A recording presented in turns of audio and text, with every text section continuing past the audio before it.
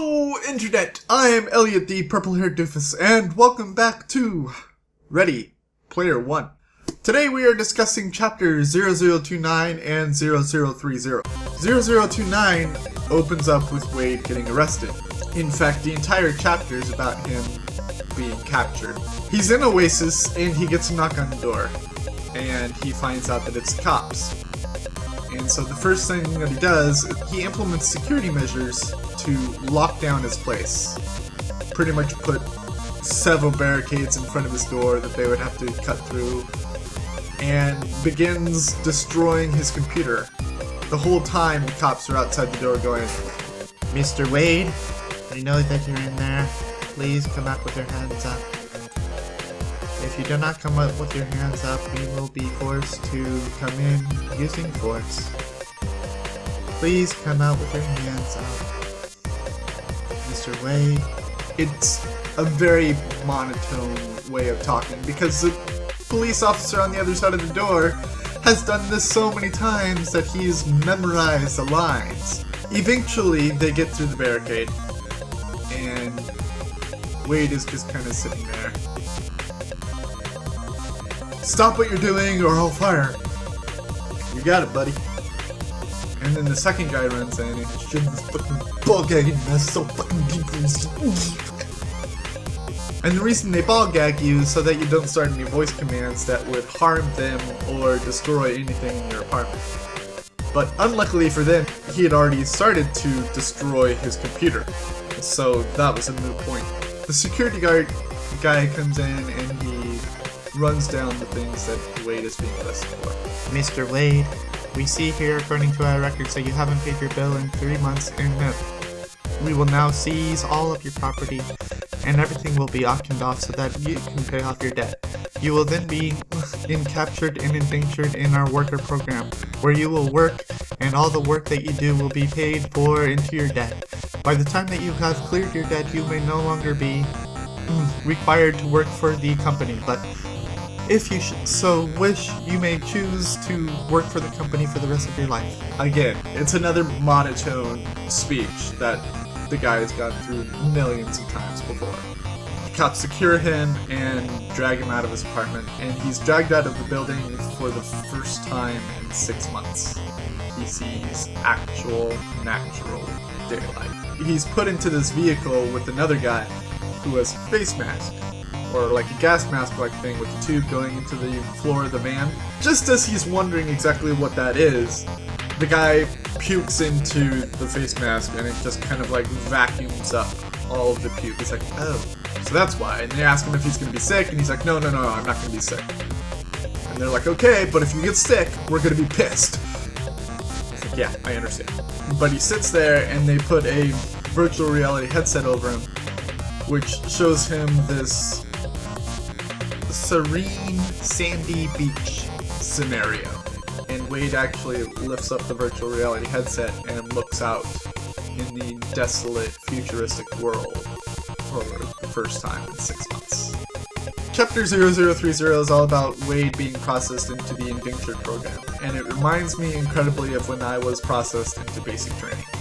While he's being shipped out to be indentured, he's looking out and he sees bums with virtual reality helmets warming their hands by the fire, and I thought that was a very strong image. It was vivid in my mind. He gets there and everyone looks like one of the extras from THX 1138, which if you've never seen it, you really should. It's George Lucas's first short film ever.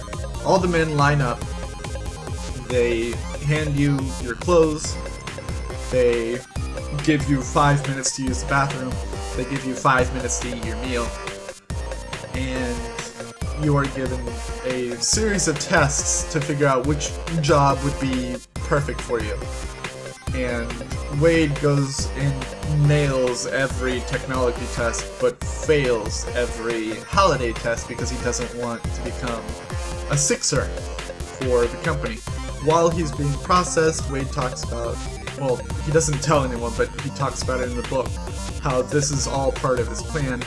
but throughout the rest of the chapter, he doesn't discuss exactly what his plan is. He gets fitted with this thing called the Oct, which most people there that are wearing it call the ear gear. It's basically this piece of technology that allows the main guys in the company to talk with you through the ear gear. And then he goes into this room, which is just like a stack of coffins that are just filling this bay. These aren't actually coffins, they're sleeping pods. And he gets sleeping pod number 42. And I have to wonder if that's a nod towards Hitchhiker's Guide to the Galaxy or not. He's given the option to either sleep or enjoy some entertainment. And he decides to go with entertainment. But because he's brand new there's a very limited supply of entertainment for him. The only entertainment that is supplied for him since he is brand new and hasn't even started working yet is news, propaganda, or training films, or this sitcom called Tommy Q. So he starts up Tommy Q thinking that it's going to be an actual sitcom. But what it is just a training film with a laugh track added to it. And he lies there pretending to watch this program because he knows that he is being monitored at every step. But the entire time he starts thinking about Artemis.